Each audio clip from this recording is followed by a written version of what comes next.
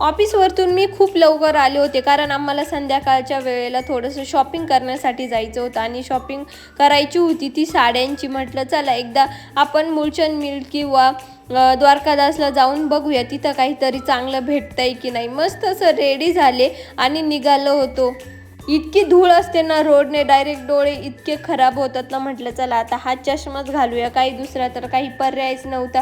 मस्त चष्मा घातला आणि निघालो होतो बाईकवरती. वातावरण पण छान होतं, ऊन हे ते काहीच नव्हतं, एकदम एकदम मस्त वातावरण होतं. आणि म्हटलं चला आता आम्ही इथं आलो होतो पिंपरीच्या मुलचंद मिलला. तिथं जाऊन खूप लोक तर बॅगच्या बॅग भरून येत होते कारण धोंडा होता. धोंडा स्पेशल खूप लोकांची शॉपिंग चालू होती आणि गर्दी तर बघू शकता, डायरेक्ट गंज घातलेले होते. मला तर अजिबातच काही कळत नव्हतं. मी फक्त इकडून तिकडे तिकडून तिकडे, ह्या सेक्शनमधून तिकडे जा आणि त्या सेक्शनमधून तिकडे जा हेच काम केलं कारण मला अजिबातच कळालं नाही शेवटपर्यंत मी काय घेऊ. आणि अक्षयच्या मनाजोगतं झालं कारण त्याने मला पहिलंच सांगितलेलं होतं तू त्या दुकानात काहीच घेऊ शकत नाही. पण मी पण हार मानली नाही. मी डायरेक्ट बघतच सुटले. पण शेवटपर्यंत तेच झालं, एक ही साडी मला माझ्या पसंतीची भेटली नाही. मग येता येता म्हटलं चला आता एवढं बोर झालोय, मस्त आपण वडापाव खाऊया.